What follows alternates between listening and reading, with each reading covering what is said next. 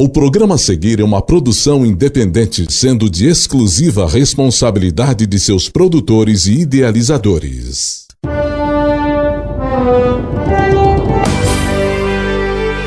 Começa agora Ancorados na Verdade, um programa da Igreja do Porto de Cristo de Guaratuba. Apresentação: Pastor Sandro Rocha.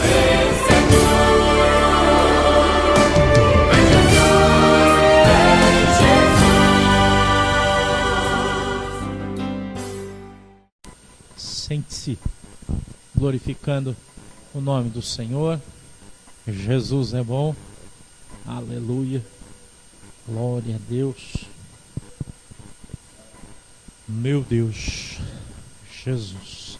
Você que trouxe a sua Bíblia, abra ela comigo no segundo livro de Samuel, por favor.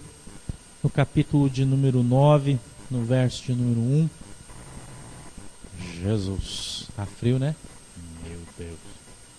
Aleluia. Mas tá bom, né? Tá frio, mas tá bom, né? Frio mesmo tá ali na frente, né? No cemitério. Ali tá frio, né? Quem tá ali tá gelado, né? Nós estamos aqui, tá quentinho ainda, né? Glória a Deus. 2 Samuel, capítulo de número 9, verso de número 1. Minha Bíblia diz assim: Perguntou Davi: resta ainda alguém da família de Saul para que eu trate com bondade por amor de Jonatas? Amém? Feche os seus olhinhos aí, por favor, inclina sua cabeça. Querido e amado Deus, em nome de Jesus, papai, eu peço que o Senhor possa nos abençoar nesta noite, que o Senhor possa dar para nós o discernimento, o entendimento da tua palavra, que o Senhor possa trazer ela, Senhor, de uma maneira clara aos nossos corações, segundo o Senhor planejou antecipadamente aí no céu para cada um de nós, em nome de Jesus. Amém e amém. Hoje, logo depois do almoço, não fui tomar banho ainda, estava tomando banho pensando em algumas coisas e o Espírito Santo trouxe à minha mente a palavra Lodebar. Eu me lembrei e disse: meu Deus, que mistério que é esse aí, Jesus. E durante a tarde o Espírito Santo veio falando comigo sobre esse texto, sobre essa mensagem, e alegrou meu coração, né? Trouxe uma alegria no meu coração. E eu falei: Jesus, que mistério é esse, né? Hoje era para o pastor Fabiano vir trazer a mensagem. E aí de tarde ele ligou para mim que estava com um problema bem complicado lá na casa dele, que ele não iria poder vir. Eu falei: tá bom então, né, Jesus, já sei qual que é o mistério, né? É a mensagem da noite e nós vamos falar sobre isso. Eu quero aqui trazer para você uma mensagem muito conhecida, tenho certeza, né, de todo mundo que gosta da Bíblia. A mensagem sobre Mefibosete. Já preguei essa mensagem muitas vezes, devo admitir para vocês. Conheço ela muito bem. Mas hoje, quando eu estava orando à tarde, o Espírito Santo estava falando comigo. E ele estava me mostrando algumas coisas que só Deus tem a capacidade de fazer a gente enxergar. Quando a gente olha para a mensagem, a gente olha muitas vezes numa primeira visão, assim, não consegue entender muito bem o que ela quer dizer, precisa orar bastante, né? A gente vai orando e o Espírito Santo vai revelando e vai revelando. E eu começo a pensar quando Davi encontrou Jonatas 20 anos antes, né? Desse tempo aqui, lá no livro de 1 Samuel, no capítulo 20, coloca aí, Lô, no verso 12. Davi, ainda um jovem, trabalhando com Saul, com o rei Saul, e ele sentado à mesa do rei, e o rei já com intenção no seu coração de matar Davi. E a gente encontra então uma história, a história de Mefibosete se iniciando ali, né? Muito tempo antes. Jonatas era o filho do rei Saul. Ele era o príncipe daquela nação, príncipe daquele exército, um homem bom, um amigo mais que um irmão para Davi. Davi já tinha recebido a unção de Samuel. A gente encontra isso ali no capítulo 15 e 16 de 1 Samuel. Samuel já havia ungido Davi rei, mas Davi ainda era um menino, estava em tempo de preparação. Samuel então tinha uma raiva, um ódio no coração de Davi, resolveu matá-lo, uma inveja muito grande de Davi, ainda jovem. E Davi foge, e quando ele foge, Jonatas vai se encontrar com ele, e ali eles combinam. Saul pela primeira vez tentou matar Davi. Eles estavam todos sentados à mesa. A Bíblia diz que Saul então pega uma lança e joga em Davi para matar ele. Davi, como era jovem, né, menino ligeiro, se desviou da lança. A lança cravou na parede. Ele se levantou, fugiu, mas ele não entendeu muito bem o que tinha acontecido até aquele momento. A Bíblia diz que ele volta, mas escondido. E Jonatas então vai até um lugar e ali começa a tirar flechas com o seu arco. Essa passagem aqui que vocês estão vendo. E ele então combina com Davi que se a intenção do seu pai fosse de fato de matá-lo, que ele atiraria a lança para lá. Né? Eles tramam ali algo, um plano. E ali Jonatas faz Davi jurar, prometer ou fazer uma promessa, se você preferir, uma promessa de benevolência para a família de Jonatas. E Davi promete cumprir com essa palavra, dando a sua palavra com relação a Jonatas. Eles se amavam e, como irmãos, a Bíblia diz, eles eram mais que irmãos, tinham um amor muito grande um pelo outro, amigos, queridos, inseparáveis. Davi havia casado com a Mical, né, que era irmã do Jonathan, né? Não é Jonathan, é Jonathan. E então nesse ciclo de amizade, Jonathan avisa Davi para Davi fugir, para que ele não morra, porque o seu pai ia matar ele. Davi foge. E fica ali uma promessa de Davi para com Jonathan, seu amigo querido. Passa algum tempo, a Bíblia diz que Saul ali numa batalha em que travava, perde essa batalha, ele se mata, né? Ele se lança sobre a sua espada. Jonatas é morto. Davi chora muito porque o seu amigo morreu. Davi então é ungido rei em Judá. Passa alguns anos, ele é ungido também rei em Israel e torna-se rei em todo o reino. E ele então começa um grande plano de conquista. Davi começa a conquistar muita coisa, começa a vencer muitas batalhas, torna-se um herói, um rei poderoso. Ele faz muitas coisas erradas, a gente conhece bem a história de Davi, não é sobre ele que eu quero falar, estou só fazendo uma introdução do texto para que você entenda o contexto da história.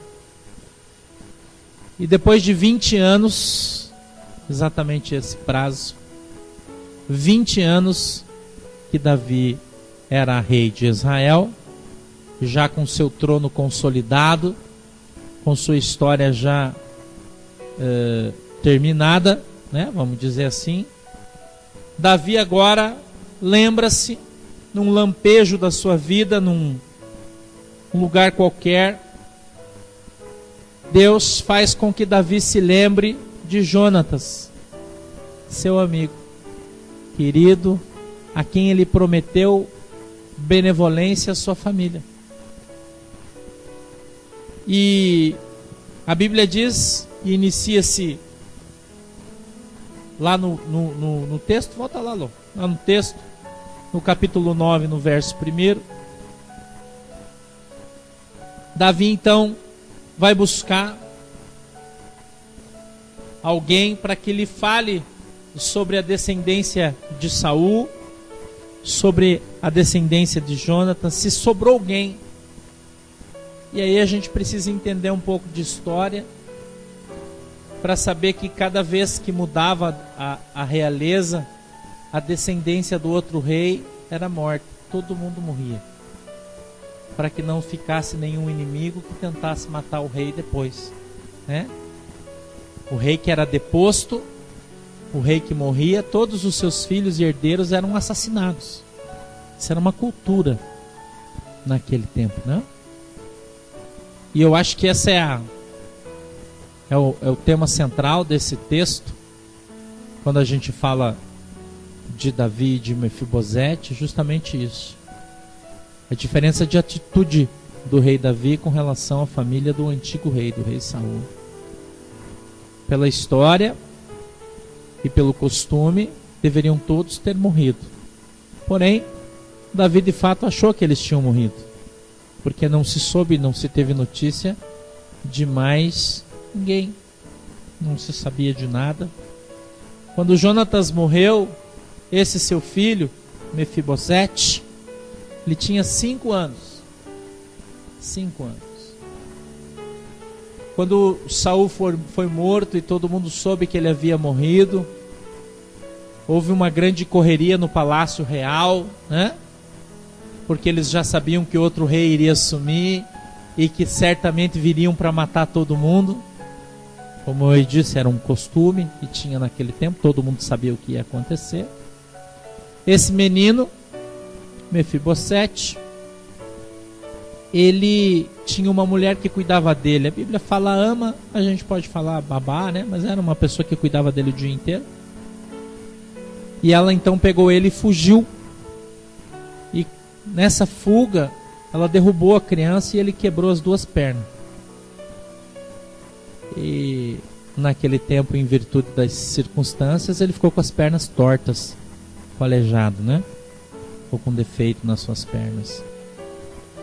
E Mefibosete sumiu, ninguém mais achou ele. Esse texto está aqui no capítulo 4 do mesmo livro, no verso de número 4. Você encontra lá, se você quiser depois você pode ler. E ele sumiu, Mefibosete sumiu da história, não aparece mais. Depois a gente encontra ele aqui no capítulo 9 e no verso de número 1. A gente encontra então Davi pensa, puxa, será que não tem alguém da descendência de Saul, da descendência de Jonatã, para que eu possa ser bom com ele? Será que não existe alguém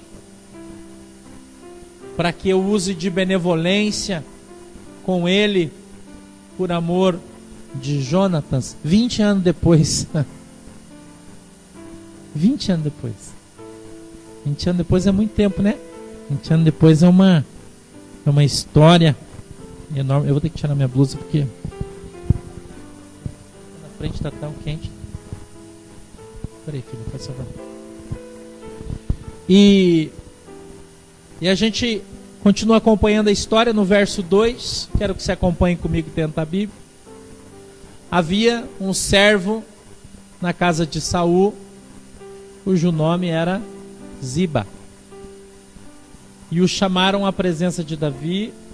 Perguntou-lhe o rei: Tu és Ziba? Respondeu ele: Sou teu servo. Verso 3. Prosseguiu o rei: Não há ainda alguém da casa de Saul para que eu possa usar com ele da benevolência de Deus? Então disse Ziba ao rei: Ainda há um filho de Jonatas, aleijado dos pés. Davi se alegra. Davi se alegra, irmão. Fica feliz porque ele encontra alguém para quem ele vai poder fazer o bem. Porque essa é a intenção do seu coração, né? E o próximo versículo, versículo de número 4, diz assim: Perguntou-lhe o rei: Onde está? Respondeu Ziba ao rei: Está em casa de Maquir, filho de Amiel, em Lodebar. Lodebar era um lugar longe, na Jordânia. E Lodebar, a tradução, o significado do seu nome, tem várias traduções, e a gente pode ir para vários lugares diferentes nessa tradução, desde terra seca até terra que não tem pasto, até terra do esquecimento, se você preferir. E quando eu estava orando hoje, o Espírito Santo falou para mim que Lodebar significa um lugar de esquecimento. Foi isso que Deus falou para mim hoje. Lugar de esquecimento. É um lugar para onde as pessoas vão quando são esquecidas. Se fosse trazer para o nosso tempo, a gente ia falar de geladeira, né? Prateleira. Lugar onde você guarda alguma coisa que você não precisa, na ânsia de quem sabe um dia volte a usar. Guarda na geladeira, guarda na prateleira. Lodebar. Lodebar não era um lugar, alguns pastores pregam isso, mas talvez por falta de conhecimento de causa, eu acho, que Lodebar era um lugar de miséria, um lugar de muita pobreza, mas isso não é verdade. A gente, quando vai pesquisar, descobre que esse cara aqui, veja onde ele estava. Está em casa de Maquir. Você vai falar, mas que raio de Maquir? Quem é esse cara aí? Quem é Maquir, irmão? Maquir foi o cara que recolheu o Mefibosete na sua casa com 5 anos. Suas pernas quebradas. Ele era um nobre. Ele não era um pobre. Ele era um nobre. Era um homem de muitas posses. Um homem de boa reputação. Eu estou falando para você porque eu fui pesquisar quem era Maquir. Hoje o Espírito Santo fez eu ir pesquisar. E nas Bíblias e nos livros de estudo que eu tinha, não conseguia achar muita informação. Daí hoje a gente tem o Google, né? Graças a Deus. O Dr. Google. E aí você digita lá Maquir, que cuidou de Mefibosete. Aí aparece onde ele morava, o que ele tinha, o que a história fala sobre ele, né? Fala muita coisa, muito legal. Hoje a gente tem acesso nessas informações. E ele era um homem, irmão, que recepcionou Davi com todo o seu exército e deu de comer para ele durante muito tempo numa campanha de guerra de Davi lá naquela região. Então você imagina que o cara não era fraco, né? Não era fraco, ele tinha grana. É claro que Mefibosete não foi tratado como seu filho, é óbvio. Ele morou lá. Mefibosete nesse tempo casou-se, porque ele ficou lá 20 anos. Mas a gente precisa lembrar que Mefibosete era filho do rei. Ele era a ascendência do rei, a descendência do rei. Seria o próximo que teria direito a usar a coroa real. Ele era um rei. Por que não? Ele vinha da linhagem real, né? E ele foi retirado do meio onde ele vivia, na riqueza, na nobreza, e foi levado então para a terra do esquecimento, Lodebar. Mais uma vez eu vou dizer, ele não passou fome não. Mas ele viveu uma coisa, irmão, que muitas pessoas vivem: o esquecimento. Lodebar significa um lugar de espera. Lodebar significa um lugar onde você é posto e você tem que ficar sentadinho, quietinho e não pode falar nada. Lodebar, esse lugar aí. Um lugar onde você não pode se defender, onde você não pode requerer o teu posto, um lugar onde você não pode requerer a sua herança, que você é filho do rei, irmão. Porém você está num lugar onde ninguém reconhece isso.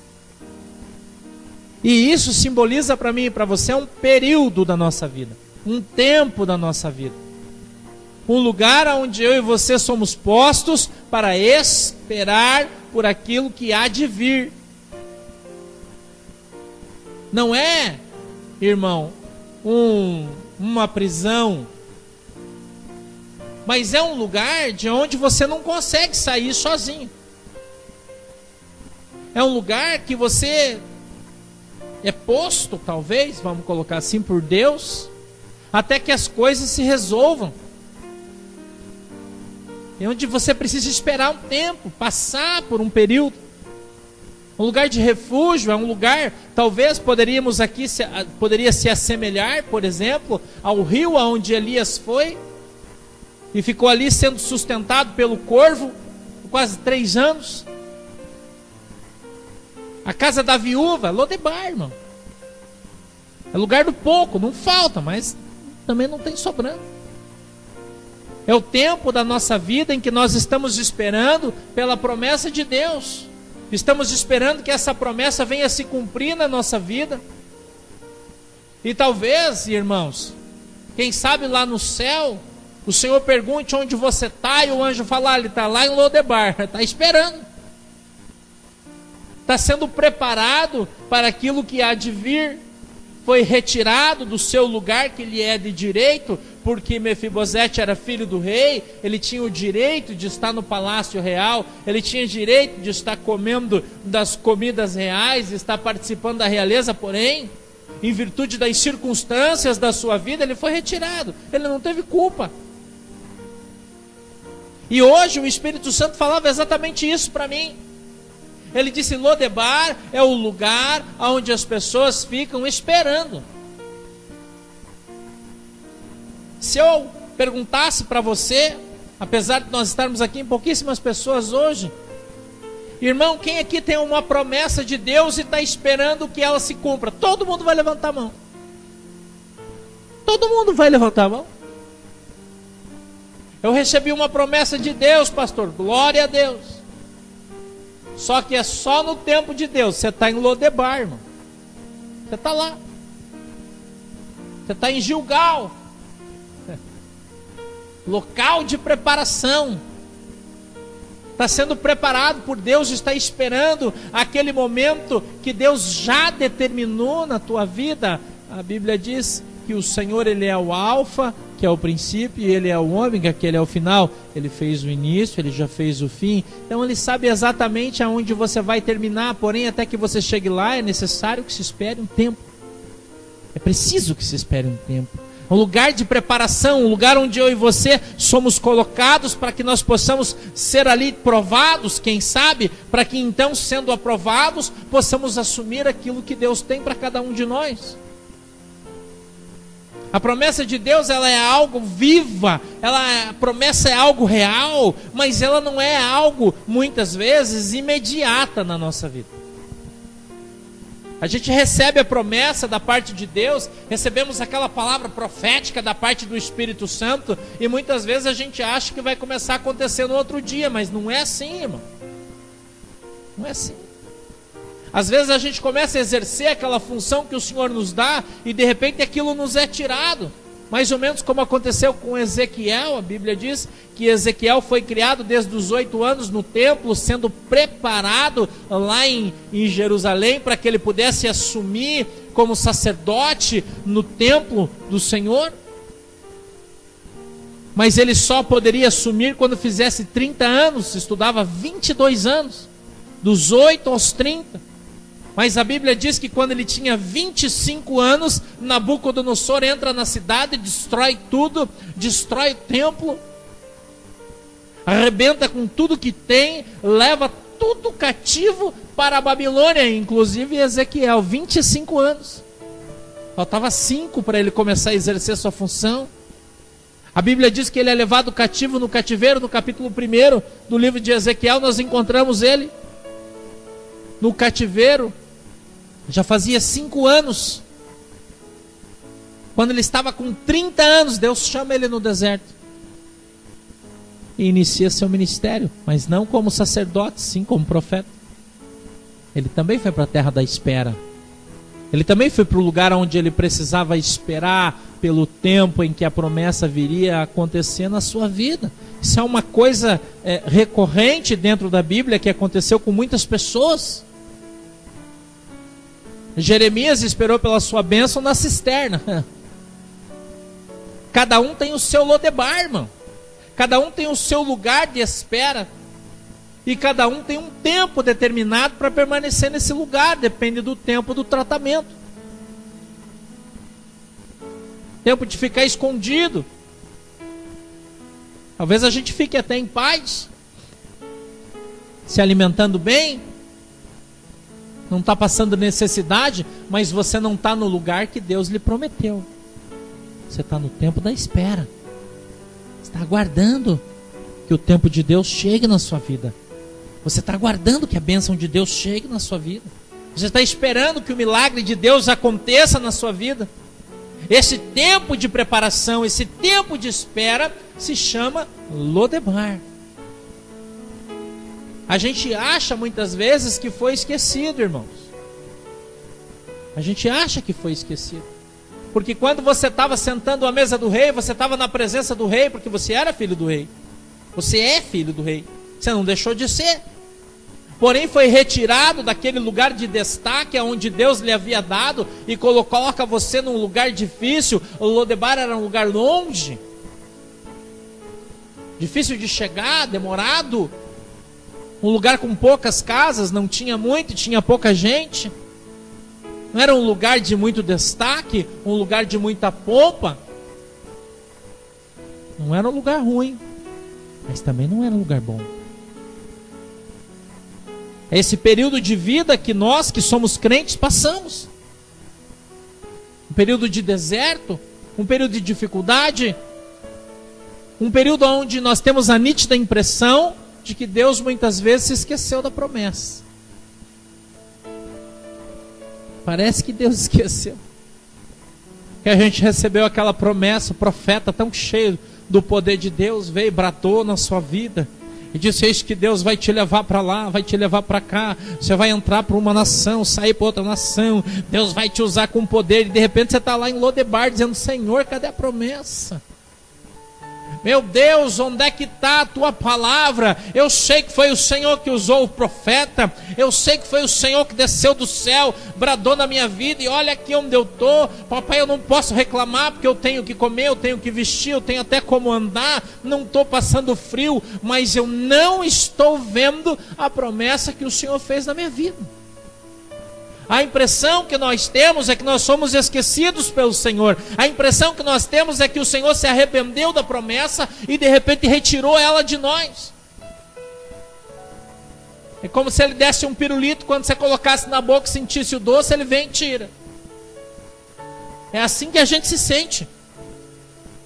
É assim que nós temos muitas vezes a impressão de que está acontecendo na nossa vida. Exatamente isso que o Espírito Santo disse para mim hoje.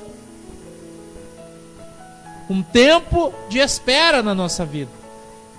Um tempo de trabalho. Um tempo onde nós temos que ter paciência. Nós temos que ter perseverança. Porque se a gente não perseverar até o fim, como disse o apóstolo Paulo, a gente não vence. Se nós não combatermos o bom combate, nós não vencemos, irmão. Se nós não guardarmos a nossa coroa com afinco, a gente perde ela no meio do caminho, é difícil. O tempo de espera do crente é um tempo de dificuldade. É um tempo de prova. A gente usa essa palavra bastante na nossa vida como crente. Como é que tá, irmão? Estamos na prova. Estamos em Lodebar, irmão. Estamos esperando a presença maravilhosa de Deus na minha vida para me arrancar daqui. Estamos esperando a providência de Deus para eu sair dessa situação.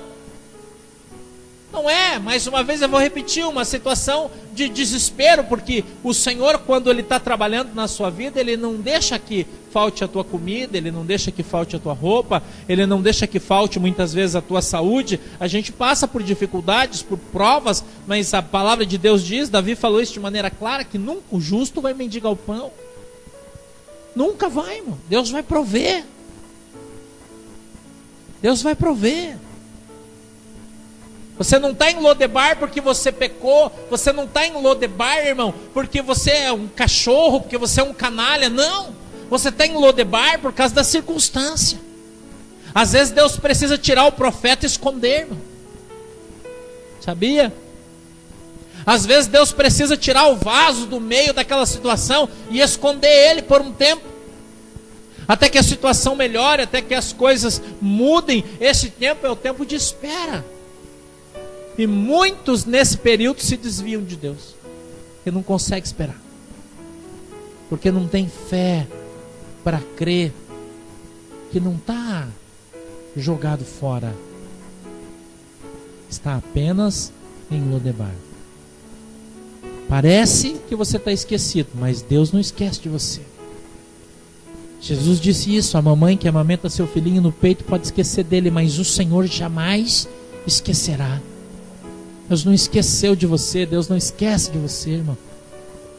Pelo contrário, Deus tem ouvido a sua oração, Deus tem ouvido o seu clamor, Deus tem olhado para você e tem interpretado todas as lágrimas que você tem derramado, todos os gemidos. Talvez eu e você estejamos como Ana, não é assim? Lá em 1 Samuel, capítulo 1, verso 12 em diante, a Bíblia diz que a dor de Ana era tão grande que ela vem e se coloca, irmão, diante do altar do Senhor e ela não consegue orar, ela apenas geme na presença de Deus. E o crente, o homem de Deus, a mulher de Deus, muitas vezes não tem mais força para orar. Aí ele só chora, geme na presença de Deus. Mas a Bíblia diz em Romanos 8 e 26 em diante, que o Espírito Santo de Deus intercede por nós, nos ensinando a orar quando não sabemos, interpretando até mesmo de mim e de você os nossos gemidos inexprimíveis. Aleluia. Ele vê o seu gemido, irmão. Ele pega a sua lágrima e ele escreve uma carta. Tem até um hino que fala isso. Uma lágrima para Deus é uma carta, é um escrito. É uma história. Porque Deus conhece você e sabe porque você derrama cada lágrima na sua vida. Sabe cada suspiro que você dá na sua vida mais profundo, por que isso está acontecendo no seu coração, por que a sua alma está sofrendo, por que você tem se entristecido.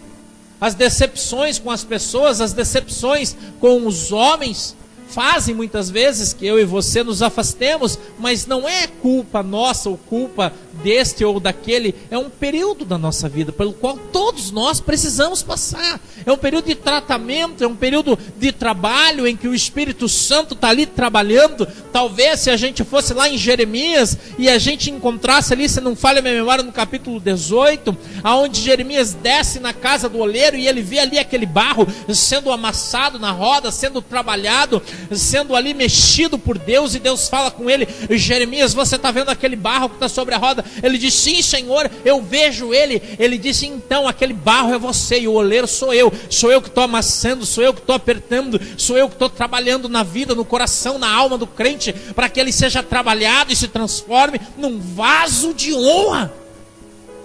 Precisa passar na mão do oleiro. Isso é o tempo de Lodebar, irmão, na sua vida. É o tempo de Lodebar na minha vida.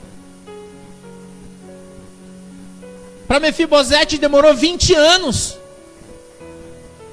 O Espírito Santo mandou eu dizer para você que para você não vai demorar tanto. Nem para mim. Aleluia. Mas há um tempo, disse Salomão, determinado no céu e na terra para todas as coisas. Lá no livro de Eclesiastes, capítulo 3 e verso de número 3.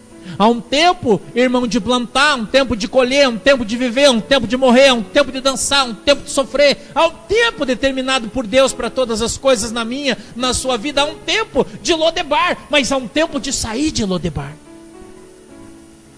Há um tempo determinado por Deus para todas as coisas na minha e na sua vida, e a gente muitas vezes não compreende, acha que Deus se esqueceu de nós, acha que Deus não está ouvindo a nossa oração, acha que nós não somos mais dignos da graça, acha que nós não somos mais dignos de Deus olhar para nós, ouvir a nossa oração, ou quem sabe talvez estender a sua mão. Isaías disse isso: Deus não está com as suas mãos encolhidas para que não possa nos salvar, e Ele não está, irmão.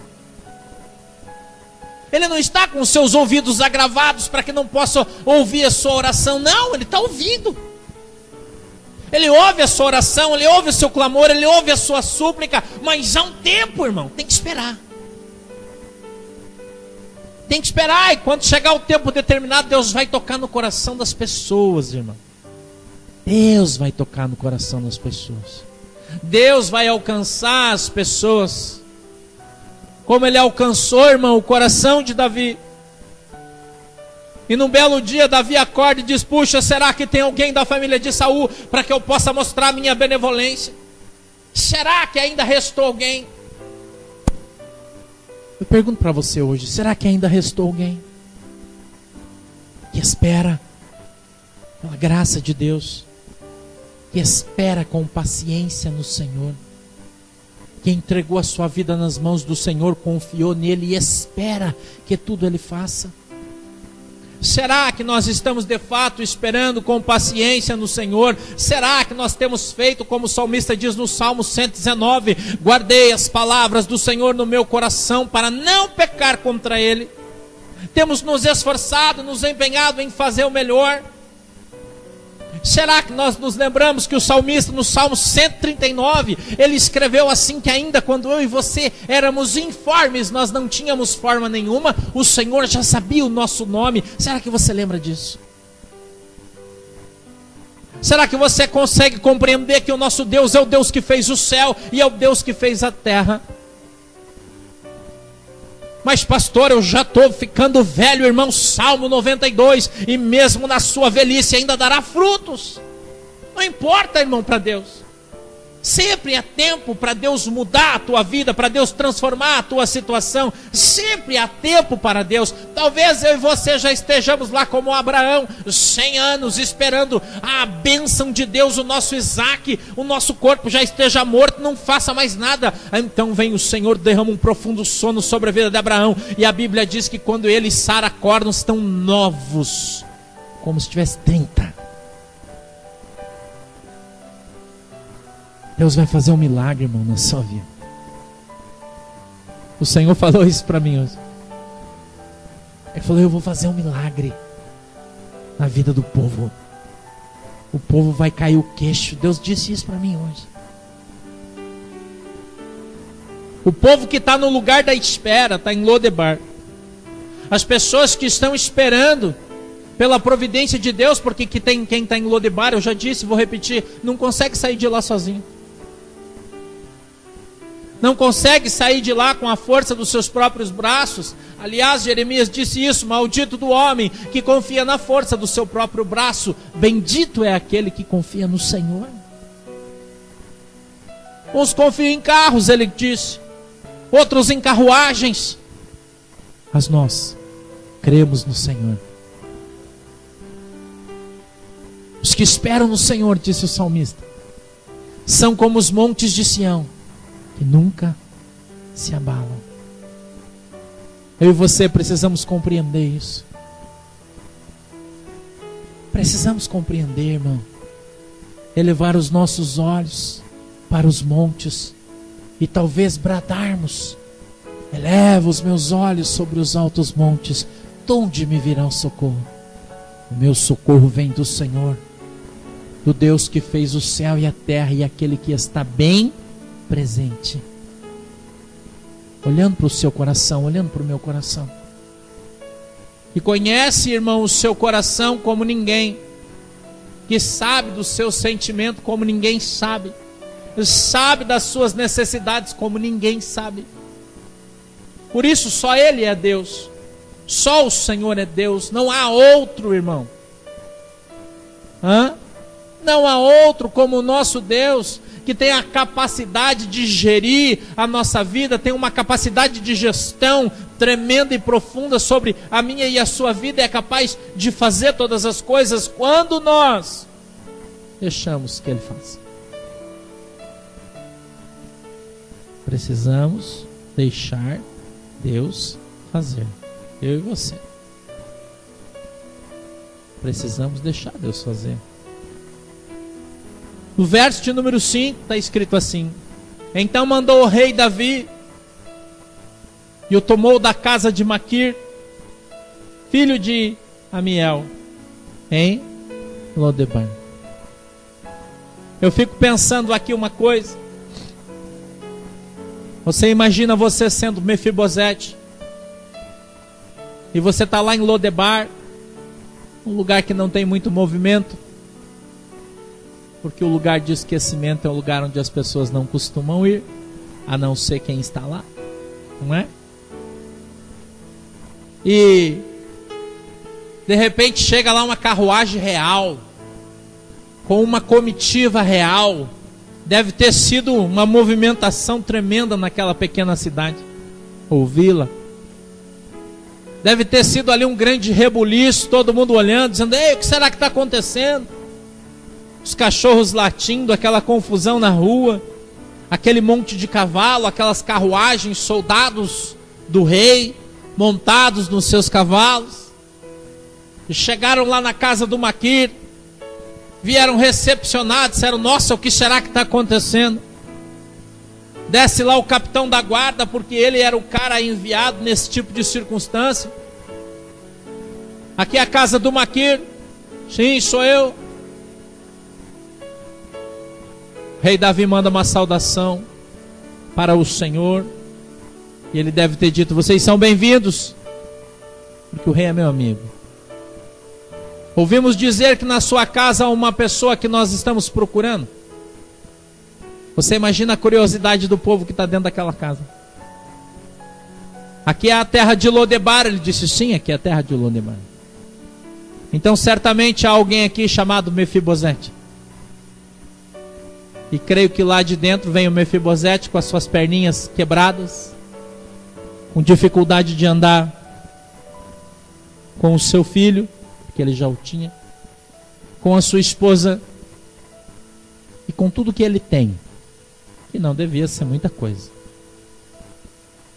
Alguém que tinha como sua casa um palácio real.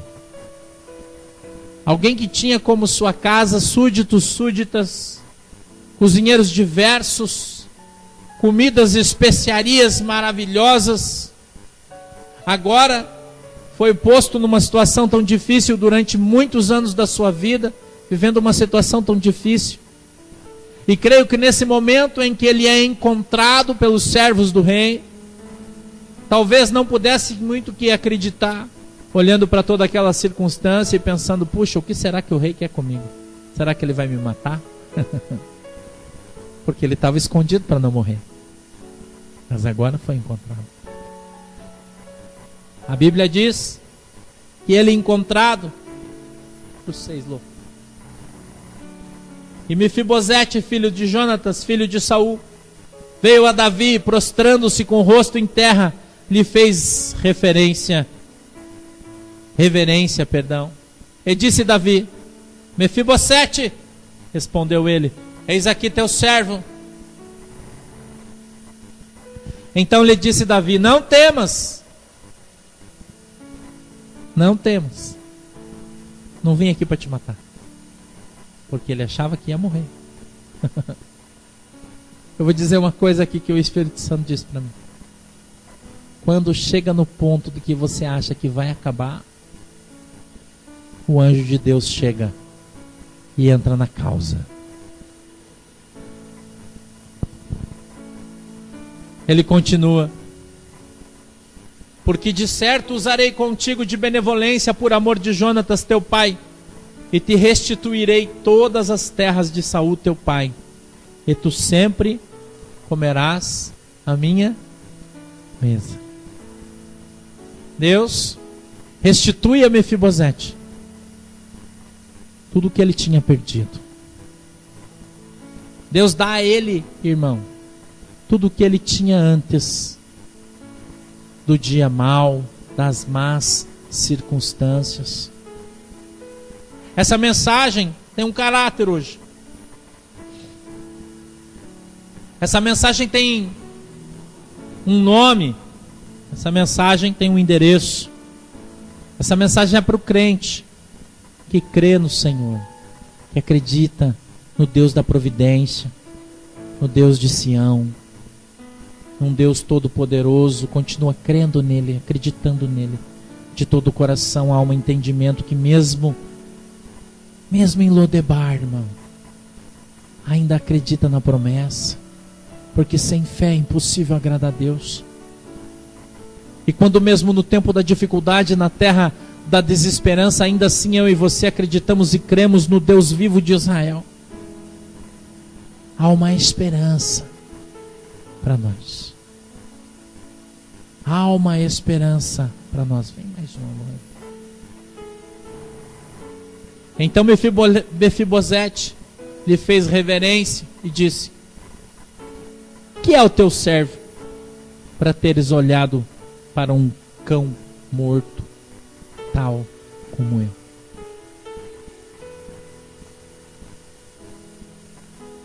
A tendência do crente quando está no tempo de dificuldade é não reconhecer mais o valor que tem, sabia? Sabia disso? Muito tempo, irmão, de deserto faz o crente perder a sua referência. E ele acha que não vale mais nada, que não tem mais nada, que não tem importância nenhuma. Satanás, quando começa a bater na vida das pessoas, quando afasta as pessoas da presença de Deus, ele faz a pessoa perder a sua identidade. Ele faz a pessoa perder a sua referência. Ele esquece quem ele foi. E ele só lembra quem ele é.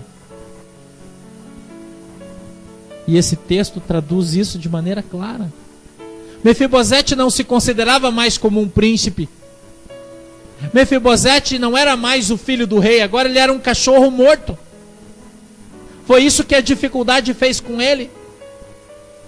Anulou a esperança, anulou no seu coração, irmão, a sua fé. O deserto faz isso com o crente. Faz ele perder a fé, faz ele deixar de acreditar nas impossibilidades, faz ele parar de acreditar no milagre, faz ele achar que ruim tá bom, que tá bom assim. E ele vai perdendo a esperança, ele vai perdendo a fé, e ele não acredita mais no milagre, na transformação, no poder de Deus. Não prega mais isso, não vive mais isso. Para de sonhar, para de ter esperança. Ele se acostuma tanto com o seu carro velho que ele jamais imagina que vai poder ter um novo de novo. Sabia disso? Ele acha que a única coisa que ele pode ter ali é aquela bicicleta e tá bom, é só o que Deus quer dar para ele. Porque já faz tantos anos que ele tem a sua bicicleta, já se acostumou tanto com ela, que ele acha que Deus não é capaz de lhe dar um carro, uma casa, curar um câncer, curar uma AIDS, curar qualquer coisa, sarar a sua saúde, restaurar a sua alegria, lhe dar vida e vida com abundância. Quantas pessoas, irmãos,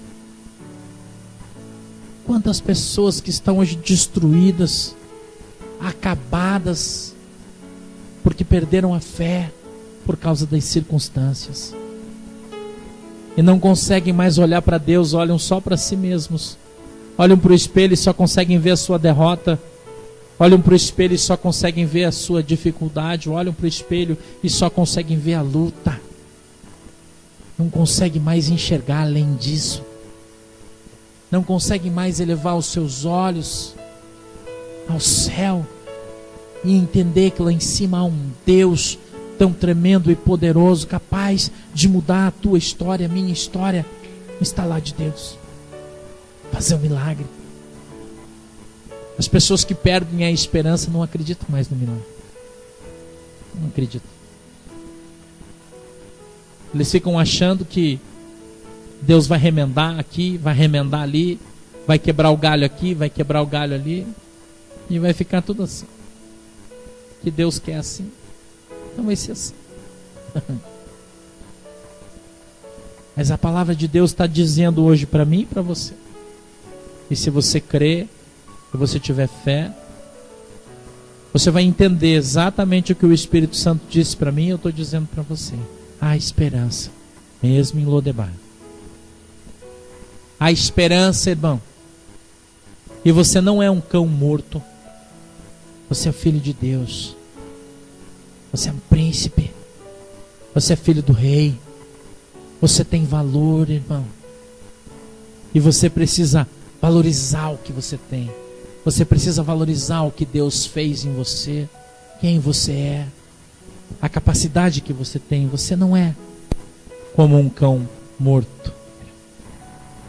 Verso 9 diz assim: então chamou Davi a Ziba, servo de Saul, e disse: tudo que pertencia a Saul e toda a sua casa, preste atenção, irmão, isso é profético para a sua vida, e toda a sua casa tenho dado ao filho de teu Senhor. Verso 10: cultivar-lhes pois a terra, tu e teus filhos e teus servos, e recolherá os frutos, para que o filho do teu Senhor tenha pão para comer. Mas Mefibosete, filho de teu Senhor, comerá sempre à minha mesa. Ora, tinha Ziba 15 filhos e 20 servos. Mefibosete agora é trazido novamente à casa real. Ele é trazido novamente à realeza e volta a sentar-se à mesa do rei, que outrora foi seu avô, seu pai, e agora ele volta a sentar-se à mesa com um amigo do seu pai, Davi. E para honrar o seu irmão, amigo, querido, honra o seu filho Mefibosete, que mesmo aleijado, e isso quer dizer que mesmo com os teus defeitos, mesmo com as tuas dificuldades, Deus vai restaurar a sua sorte. Jó teve a sua sorte restaurada, diz a Bíblia. E Deus deu a ele o dobro do que ele tinha quando se iniciou o seu tempo de Lodebar. Teve restaurado tudo que ele perdeu. Deus deu a ele em dobro, muito melhor, muito mais bonito, muito mais gracioso do que aquilo que ele havia perdido. Mefibosete não é diferente. Está recebendo de Deus a honra. E a Bíblia diz: da honra a quem tem honra. E a quem buscou vai receber dupla honra. E tudo aquilo que foi tirado vai ser devolvido, mas numa quantidade muito maior. Porque se você parar para olhar, irmão, a terra de Saul continuava sendo de Saul, só que tinha outra pessoa cuidando. E o rei determina que ela seja devolvida para o legítimo dono. E eu queria que você entendesse isso, que o que é teu, o diabo não vai tomar, irmão. Ele só esconde de você, mas é seu. E quando chega o tempo de você sair de Lodebar, Deus vem e ordena a Satanás: devolve o que é dele. E o diabo tem que devolver, porque não é dele, é seu. E o que Deus deu, irmão, ninguém vai tomar de você. Eu quero te falar hoje, em nome de Jesus, diante de Deus, aquilo que o Espírito Santo me diz. É uma promessa de Deus que está sobre a sua vida. E agora ela vai começar a se cumprir nesse tempo. Esse é o tempo, disse Deus, em que o Senhor vai tirar você de Lodebar e você vai voltar a ser casa real. Você vai voltar a se sentar à mesa do rei. Sabe o que significa se sentar à mesa do rei no banquete? Significa que todo mundo vai ver a bênção que Deus vai trazer sobre a sua vida. Se sentar à mesa do rei significa que todos vão ter que olhar. Aquilo que era seu, Deus vai te devolver. Aquilo que Satanás roubou, ele vai ter que devolver. E as pessoas que falaram, que criticaram, que zoaram, que escarneceram, vão estar em pé. O salmista Asaf disse no Salmo 78, no verso 19, se não falha a minha memória, se eu estiver errado me desculpe, mas eu acho que é. Ele disse: poderia o Senhor servir uma mesa para mim no meio do deserto? Sim. Essa é a resposta de Deus para você hoje. Sim, Deus pode. Deus pode e Deus vai servir uma mesa para você no meio do deserto. Deus está preparando durante um longo tempo uma mesa para você se sentar à mesa do rei. Essa palavra vem de maneira profética sobre a sua vida hoje. Se você crer, você vai receber em nome de Jesus. Fica de pé que nós vamos orar.